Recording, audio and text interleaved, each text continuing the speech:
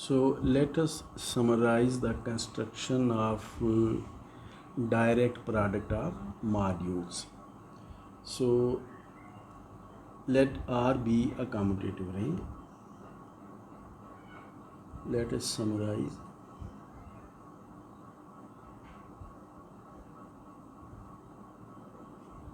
The construction of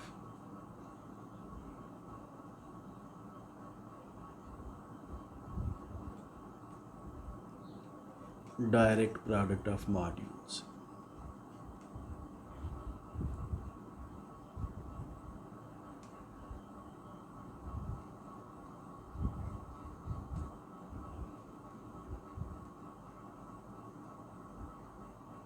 So for this, let R be a ring with identity.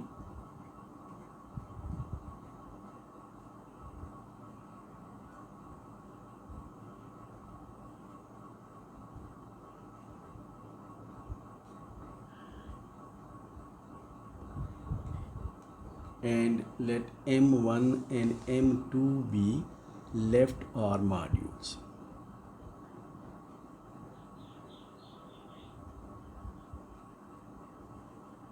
M2 be left OR modules.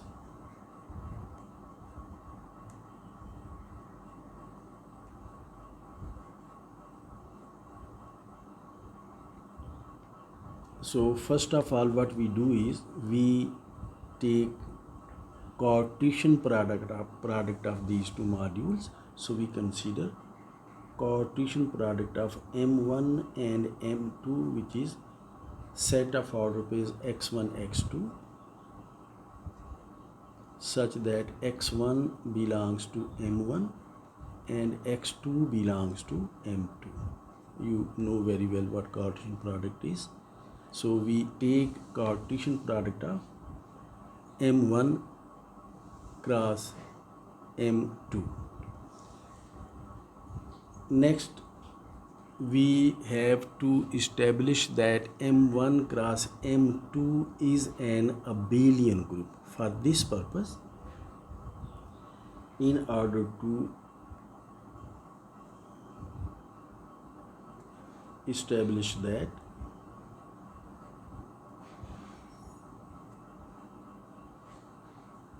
M1 cross M2 is an abelian group,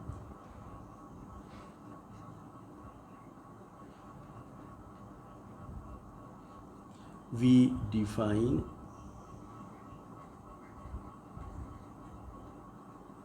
addition as follows. If we are given any two elements x1 x2, one element and second element y1 y2 of M1 cross M2, then we define addition pointwise. That is, we add x1 first element with first element and then second element with second element. So this is the way we define addition. And under addition, we have proved that M1 cross M2 becomes an abelian group. We have established that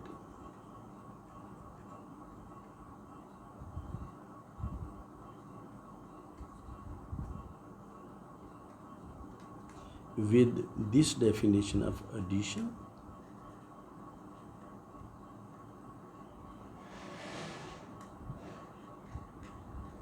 M1 cross M2 becomes an abelian group.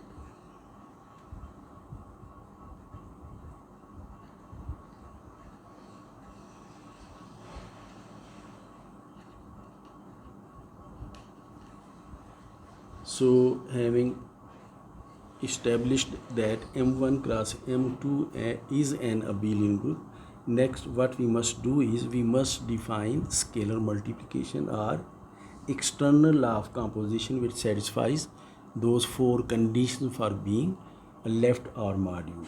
So let's see how we define scalar multiplication. So for scalar multiplication or external law of composition.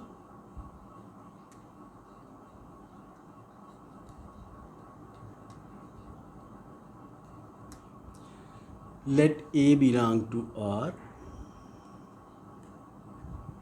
Let A be any element of ring R, and x1, x2 be an element of M1 cross M2. So we take an element of the ring and an element of the M1 cross M2, which we have to prove that is a left OR module, and we define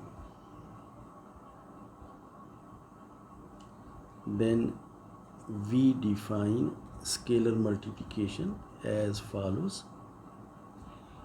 In order to compose A with x1, x2, we do it pointwise again. So this means that we compose A with x1 and then we compose A with x2. And with this definition of scalar multiplication, we have proved that all the conditions of M1 cross M2 to be a left OR module are satisfied. So with this definition,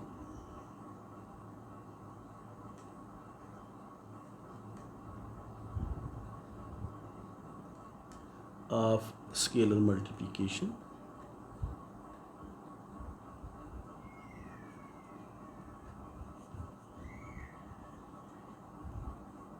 M1 cross M2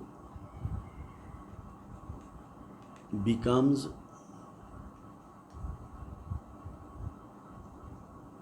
a left OR module. So it becomes a left OR module, addition as given above. So having said that, there is something very special with this construction, direct product of modules. That is, we have two special module homomorphisms.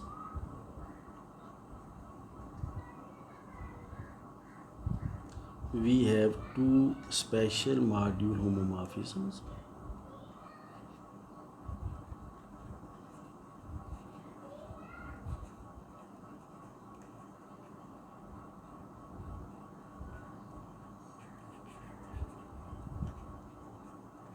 Which we call projections, and these homomorphisms are, one is from M1 cross M2 to M1, which we call projection P1. This is P1, first projection. And second is from M1 cross M2 to M2, which we call P2 or projection 2. And these maps are defined as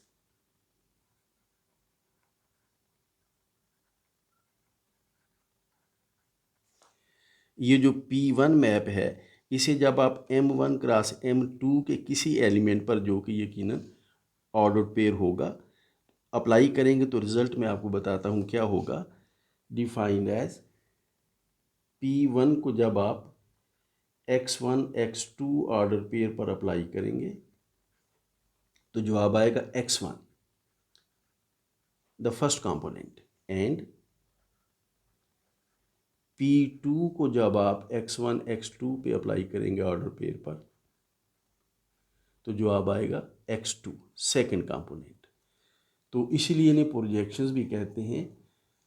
जो P1 है ये first element को project करता है और जो P2 जो है ये सेकंड एलिमेंट को प्रोजेक्ट करता है। Let me record that these maps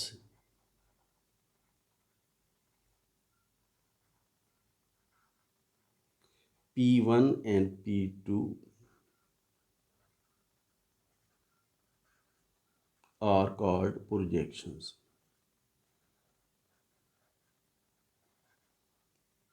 तो इन मैप्स को हम प्रोजेक्शंस कहते हैं. These are module homomorphisms in fact. So these are called projections. Let's note that these two maps are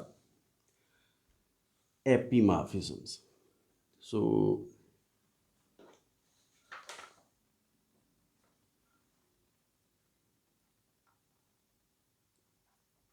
we note that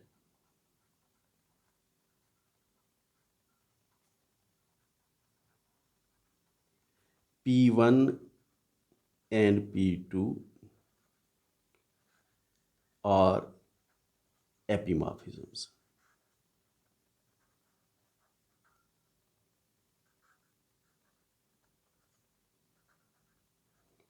And reason goes as follows. First, पहले तो आप ये map consider कीजिए जो M1 क्रॉस M2 से लेकर M1 तक है, जिसे हमने P1 कहा है, और M1 को डोमेन का कोई भी एलिमेंट ले लीजिए. देन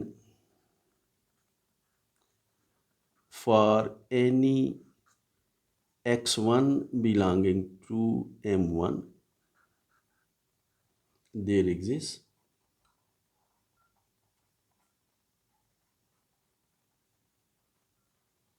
तो अगर आप M1 का कोई एलिमेंट x1 ले लें तो M1 क्रॉस M2 में आपको ये एलिमेंट मिल जाएगा x1 0, ये order pair which belongs to M1 cross M2 such that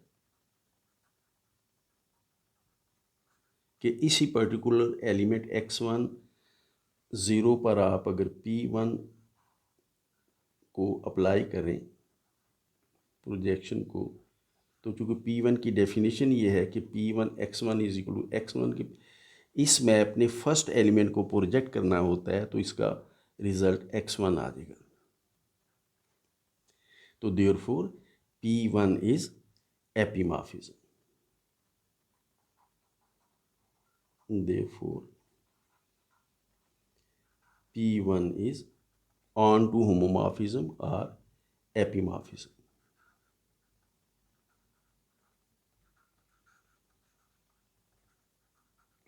और इसी तरह से सिमिलरली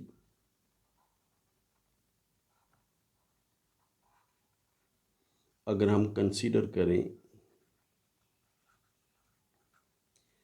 M1 क्रॉस M2 से लेकर M2 तक P2 प्रोजेक्शन और हमें को डोमेन का कोई एलिमेंट दे दिया जाए, then for any x2 belonging to M2 तो को डोमेन का कोई भी एलिमेंट x2 दे दिया जाए तो देयर एग्जिस्ट. आप इसका अब अंदाज़ा कर सकते हैं कि अगर आपको को डोमेन M2 का कोई एलिमेंट x2 दे दिया जाए तो आपको डोमेन में ये एलिमेंट मिल जाएगा 0x2 belonging to M1 cross M2 such that कि अगर आप P2 को 0x2 पे अप्लाई करें तो रिज़ल्ट आपको x2 मिलेगा, सेकेंड एलिमेंट प्रोजेक्ट होगा. तो therefore P2 is epimorphism as well.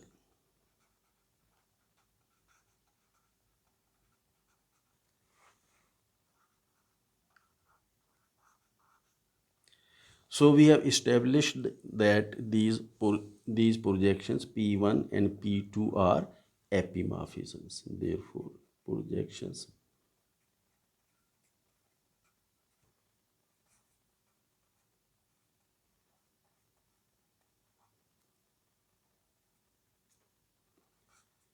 P1 and P2 are epimorphisms.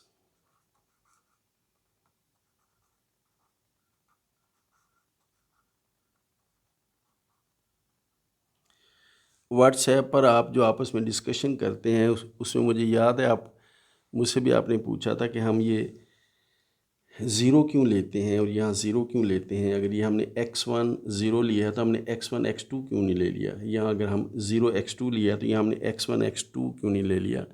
तो मैंने आपको व्हाट्सएप पर भी ये जवाब दिया था कि ज़ीरो एक ऐसा एलिमेंट है जिसकी एग्जिस्टेंस जो है M2 में वो सर्टन है। M2 में कम से कम ज़ीरो एलिमेंट ज़रूर है। इसी तरह से M1 में भी ज़ीरो एलिमेंट ज़रूर है। तो जब इस किस्म की सूरत हाल होती है तो हम ऐसा एलिमेंट चूज़ करते हैं जिसकी एग्जिस्टेंस सर्टन हो। तो for this reason we choose x1 0 belonging to M1 cross M2 and 0 x2 belonging to M1 cross M2 in order to prove that P1 and P2 are epimorphism. So we have established that these projections are epimorphisms.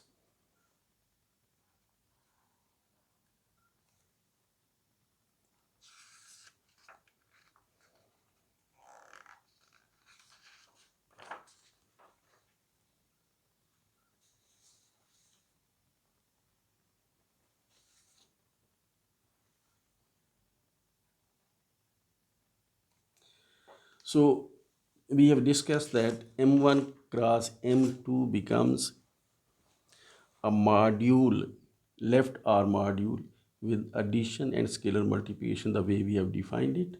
And this particular left R module comes with two very special module homomorphisms called projections, and we have discussed those projections. And each one of these projections is epimorphism. जो कुछ हम discuss कर रहे हैं इसको अक्सर हम diagrams की शक्ल में बड़े अच्छे तरीके से रिप्रेजेंट कर सकते हैं. So we mostly draw diagram इस केस में जिसमें कि हमने M1 क्रॉस M2 को as a left R module देखा है जिसके साथ दो प्रोजेक्शंस हैं. तो हम इसको रिप्रेजेंट करने के लिए अक्सर हम ये डायग्राम बना दिया करते हैं. M1 क्रॉस M2 और यहाँ से लेकर M1 तक ये पहली प्रोजेक्शन है और यहाँ से लेकर M2 तक ये दूसरी प्रोजेक्शन है. Projection, first projection, and this is second projection. So let's have a proposition.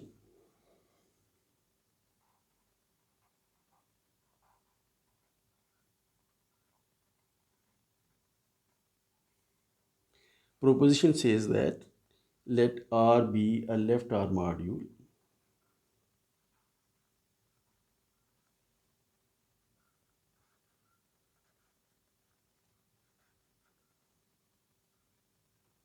let R be a ring with identity. Sorry, I was going to write ring. So let R be a ring with identity. Ring with identity. Because before saying anything about modules, we have to choose a ring. So let R be a ring with identity and let M1 and M2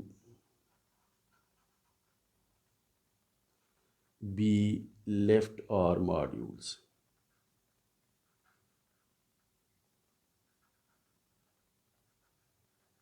So R is a ring with identity and M1, M2 are left R modules. Then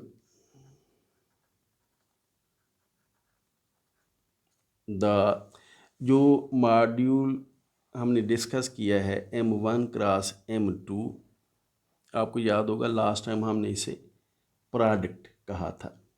तो then the module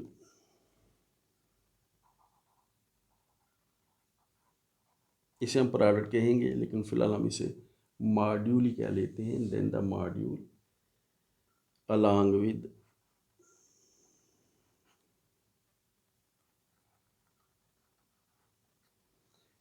maps जो projections हैं in fact P1 and P2, और diagram यही हम draw कर लेते हैं। M1 cross M2, this is the module and these are projections.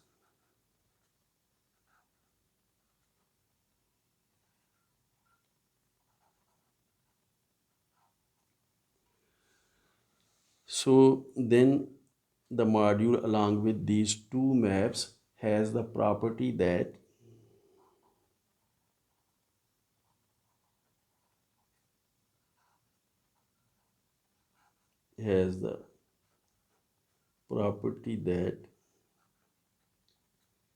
for any left R module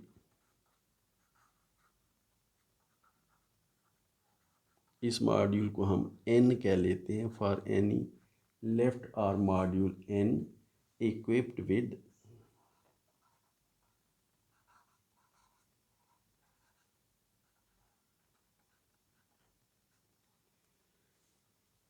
module होमोमॉर्फिज्म्स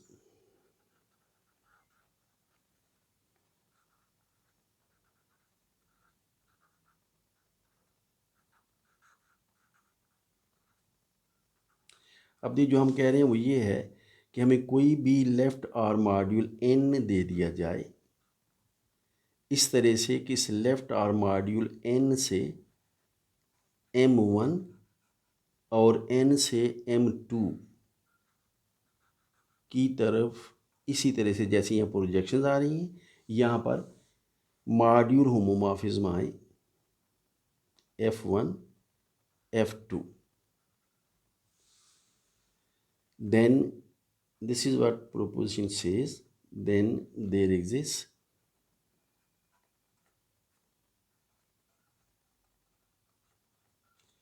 a unique module homomorphism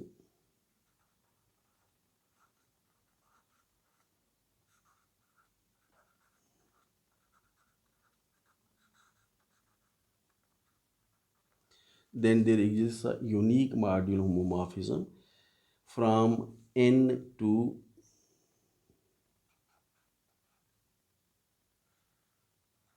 M1 cross M2, let's say it's psi, such that condition ये हैं कि अगर आप P1 projection को compose करें साई के साथ तो रिज़ल्ट जो है वो F1 आना चाहिए, ये वाला F1। एंड अगर P2 प्रोजेक्शन को आप कंपोज करें साई के साथ तो रिज़ल्ट जो है F2, ये वाला मॉड्यूल होमोमॉर्फिज्म आना चाहिए। इस बात को हम यूं भी कहते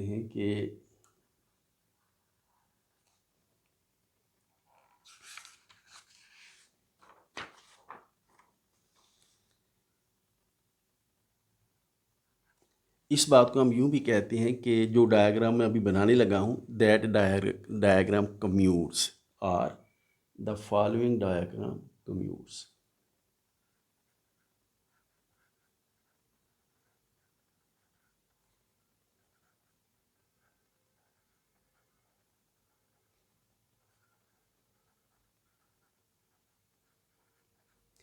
मेरे स्टेटमेंट लिखने के दौरान अगर आप ना भी समझे हों मैं क्या कह रहा हूं तो मैं इस डायग्राम की हेल्प से आपको समझाता हूं। मैं साथ साथ डायग्राम भी ड्रा करता हूं और आपको समझाता भी हूं।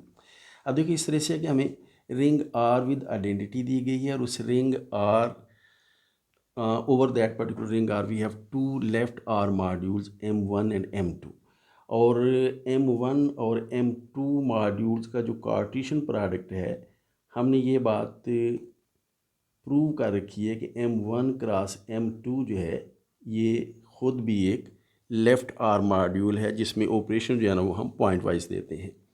और ये बात हमने डिस्कस की है कि इस पर्टिकुलर मॉड्यूल से हमें दो मैप मिलेंगे, एक M1 क्रॉस M2 से लेकर M1 तक और एक M1 क्रॉस M2 से लेकर M2 तक। और इन मैप्स को हम प्रोजेक्शंस कहते हैं, और हमने प्रूव किया है कि ये प्रोजेक्शंस जो हैं ये एपीमॉर्फिज्म्स होती हैं। It is very important to note that these projections are epimorphism, और हमने इस बात को इस्टेब्लिश भी किया है। तो एक को हम P1 कहते हैं, दूसरी को हम P2 कहते हैं।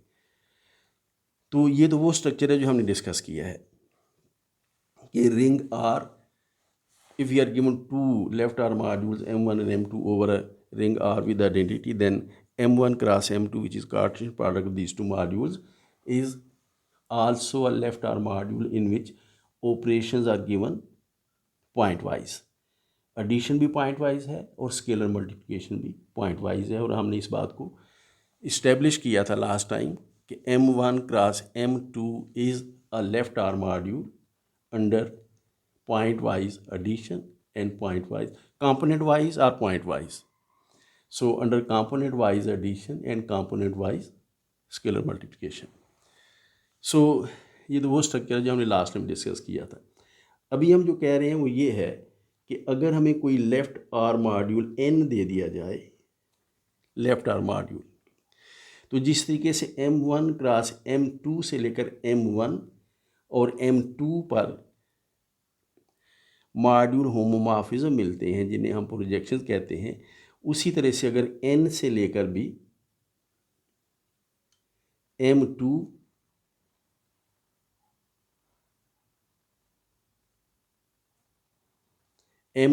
और M1 की तरफ मॉड्यूल होमोमॉर्फिज्म मिले, एक को हम F1 कह रहे हैं और दूसरे को हम F2 कह रहे हैं, तो ये दो मॉड्यूल होमोमॉर्फिज्म मिले, तो फिर हमें इस मॉड्यूल N1 से लेकर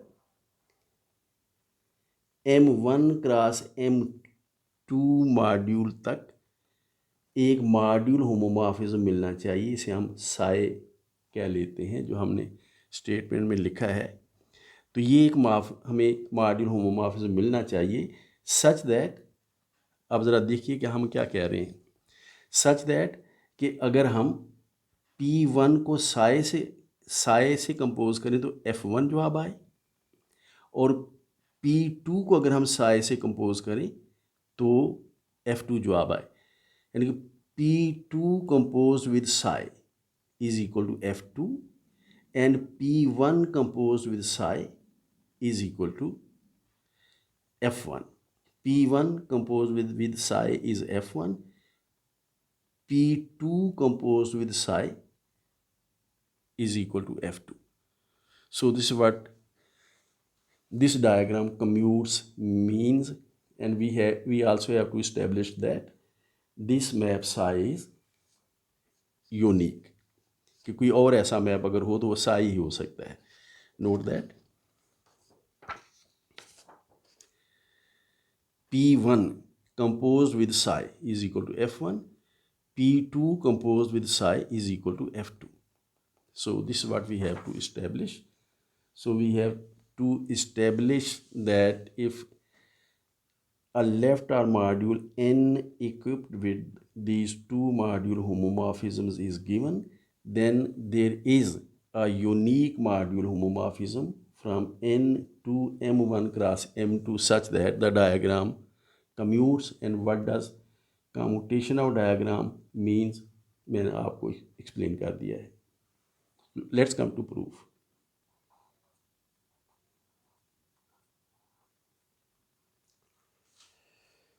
अब देखिए, हमने इसमें सिर्फ एक काम करना है कि हमने n से लेकर M1 क्रॉस M2 तक एक मॉड्यूल होमोमॉर्फिज्म डिफाइन करना है हमने, और फिर हमने प्रूव करना है कि ये सारी कंडीशंस सेटिस्फाई होती हैं. So let's do that. So for any, हम n का कोई एलिमेंट ले लेते हैं, let's call it v. For any v belonging to n, we define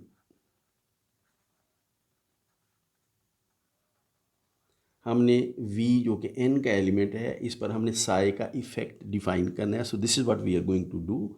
we define psi of v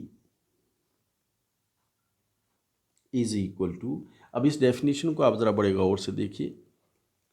v element जो है वो n1 का एलिमेंट है. इस v पर f1 इफेक्ट करेगा और f1 जो है वो v पर इफेक्ट करके f1v जो है वो m1 का एलिमेंट होगा. तो f1v जो है वो ये एलिमेंट होगा m1 का. इसी तरह से v पर f2 इफेक्ट करेगा और f2v जो है वो ये m2 का एलिमेंट होगा.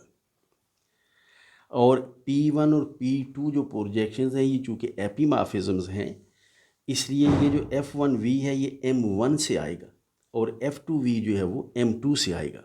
इसलिए f1v और f2v इन दोनों का अगर आप ऑर्डर पेयर बनाएं तो ये m1 क्रॉस m2 का एलिमेंट होगा. So this is the way we define Sai.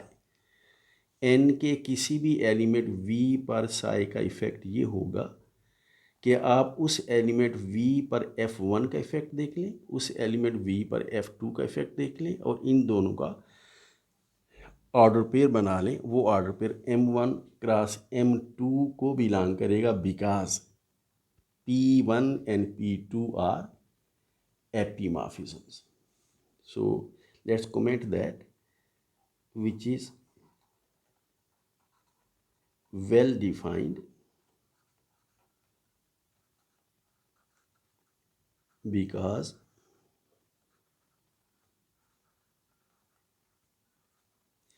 P1 and P2 are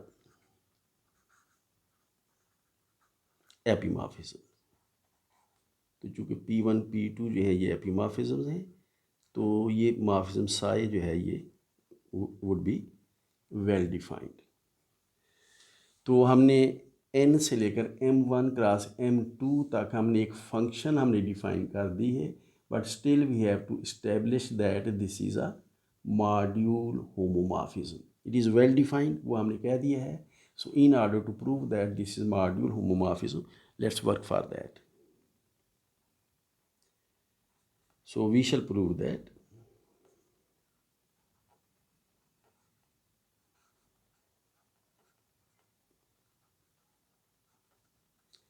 psi is module homomorphism.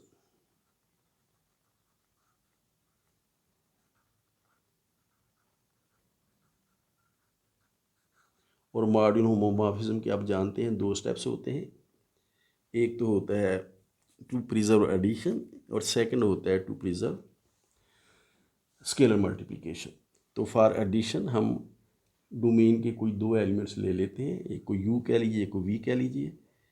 तो let u and v belong to n. अब हम इन दोनों के सम पर साई का इफेक्ट देखते हैं. तो then effect of psi on sum of these two elements u and v. These two elements live in n. Their sum will be living in n. So effect of psi on u plus v will be equal to, अब जरा psi का effect देखिए. किसी भी n के element पर psi का effect ये है कि आप इस एलिमेंट पर f1 अप्लाई कीजिए और इस एलिमेंट पर आप f2 अप्लाई कीजिए. सो psi of u plus v is equal to, आप u प्लस v पर f1 अप्लाई कीजिए, f1 u प्लस v, और फिर u प्लस v पर f2 अप्लाई कीजिए, f2 u प्लस v. अब आप नोट कीजिए कि f1 और f2 चूँकि मॉड्यूल होमोमॉर्फिज्म्स हैं, so this will be equal to f1u plus f1v, and similarly this will be equal to f2u plus f2v, because f1 and f2 are module homomorphism, so they should preserve addition. अब f1u plus f1v को आप लिख सकते हैं f1u plus f1v कामा f2u plus f2v, ये this is sum of two elements of m1 cross m2, तो इन्हें आप लिख सकते हैं इसका और इसका ऑर्डर पेयर और फिर प्लस इसका और इसका order pair. So let me right that.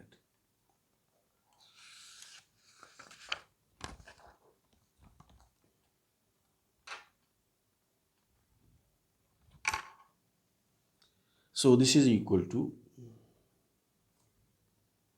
sum of this order pair plus this order pair. F1u, F2u. So this is F1u, comma F2u. And then F1v, F2v. So this is F1v, comma F2v. तो आप देख सकते हैं इन दोनों का सम जो है वो यही चीज़ बनेगी. So having done that, this is equal to, अब आप साई की डेफिनेशन पर आ जाइए. F1v, F2v order pair is psi v. So F1u, F2u order pair will be equal to psi u, and then plus F1v, F2v order pair is psi v, and this is equal to psi v. तो अब देखिए हमने establish कर दिया, therefore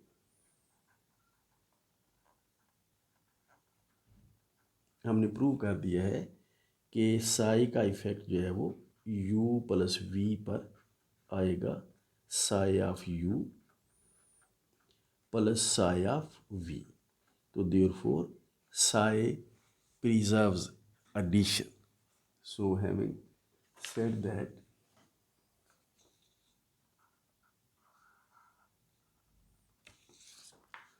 psi preserves addition. Now we come to scalar multiplication. Again, scalar multiplication में आप जानते हैं हम एक एलिमेंट रिंग का ले लेंगे कि let a be an element of the ring R, जिसे हम स्केलर भी कहते हैं. स्केलर मल्टीप्लिकेशन या external of composition is same thing. तो let a belong to R and एक एलिमेंट हम ले लेते हैं वी, हम ले लेते हैं एलिमेंट एन का. अब देखिए साई की डोमेन एन है and v belong to N. Then अब हम ए को वी के साथ स्केलरली मल्टीप्लाई करते हैं, ए वी, और ये जो रिज़ल्ट है ए वी, इसके ऊपर हम साई अप्लाई करते हैं.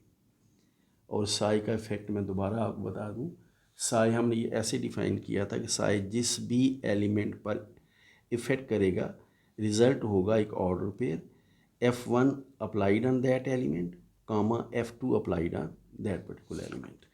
So psi AV is equal to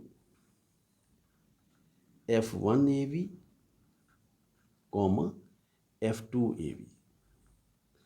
In fact, this is definition of psi. And this is equal to F1 and F2 are module homomorphism. So F1, F2 must preserve scalar multiplication. So F1 AV is equal to A F1V and F2 AV is equal to A F2V, and this is equal to, अब recall कीजिए कि हमारी scalar multiplication जो है M1 cross M2 ये भी component wise थी. तो आप इन दोनों में से ए कामन ले सकते हैं. तो this is equal to a F1V, common लेना शायद मुझे नहीं कहना चाहिए, लेकिन बात this is definition of scalar multiplication for m1 cross m2. So using that definition of scalar multiplication, we can write this particular thing as a f1v f2v order pair, and this is equal to a f1v f2v order pair is equal to psi v, and this is equal to a psi v. So therefore we have established that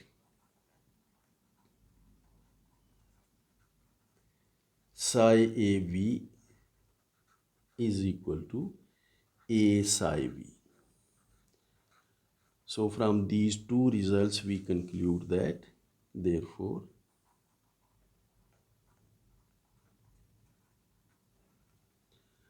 from 1 and 2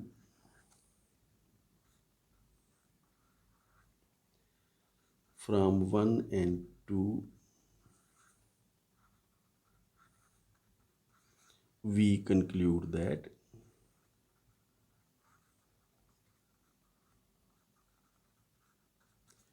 psi is module homomorphism.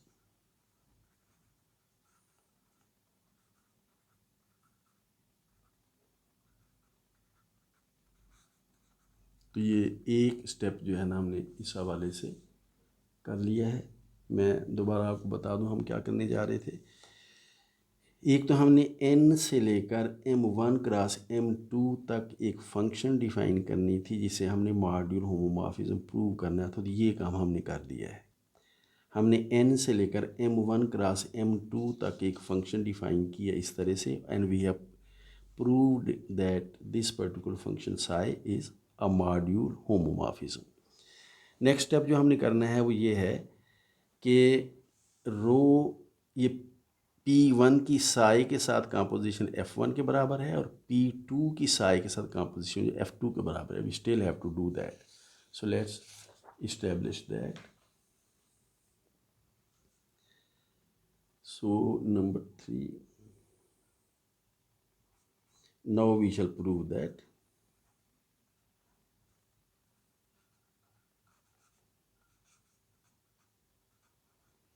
अब हमें prove करना है कि P1 composed with psi is equal to F1, P1 composed with psi is equal to F1 and P2 composed with psi is equal to F2. So for this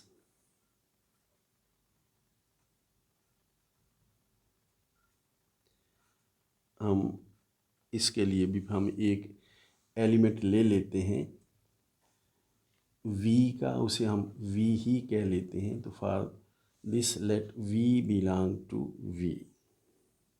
V belongs to N, sorry, N was the domain of psi. Let V belong to N, then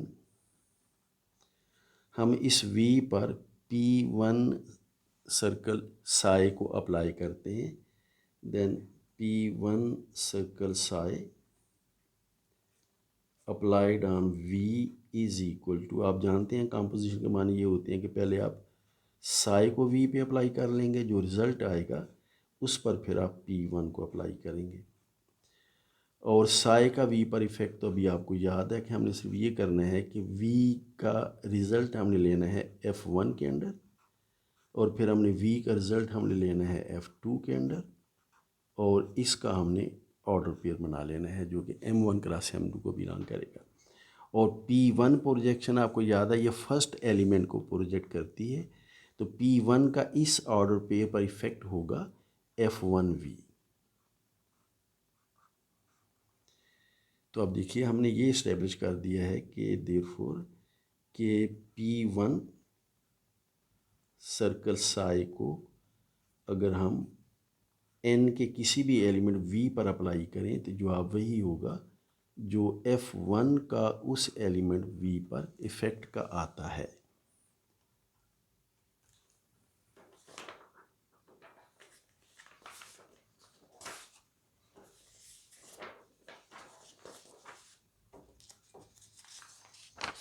My last page was 4, so this is 5.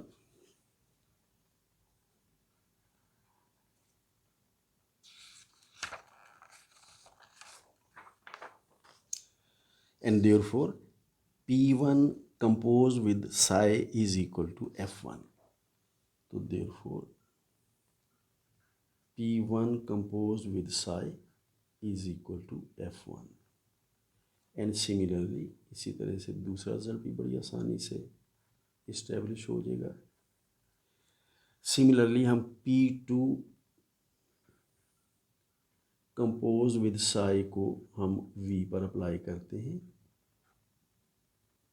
तो by definition of composition of function this is equal to psi को आप V पे apply कीजिए और जो result आता है उस पर आप P2 को अप्लाई कर दीजिए। साई का V पर इफ़ेक्ट जो है ना, वो भी हमें काफ़ी प्रैक्टिस है कि साई का V पर इफ़ेक्ट है कि आप F1 को V पर अप्लाई कीजिए, फिर आप F2 को V पर अप्लाई कीजिए और ये आप ऑर्डर पे बना लीजिए, तो ये P2 F1V F2V आ जाएगा और P2 चूँकि सेकेंड प्रोजेक्शन है तो इसका रिजल्ट ये सेकेंड एलिमेंट आएगा, ये आ जाएगा F2V। तो देखिए हमने फिर प्रूव कर दिया, देयरफॉर P2 सर्कल साई का V पर इफेक्ट वही होता है जो कि F2 का V पर इफेक्ट है, and this is for any V belonging to N। तो देयरफॉर P2 की साई के साथ कंपोजिशन जो है वो F2 के बराबर आती है। तो हमने ये कंडीशन भी इस्टेब्लिश कर दी। हमने एक ऐसा मैप साई डिफ़ाइन किया है कि उस साई की P1 के साथ कंपोजिशन F1 आती है, उस साई की P2 के साथ कंपोजिशन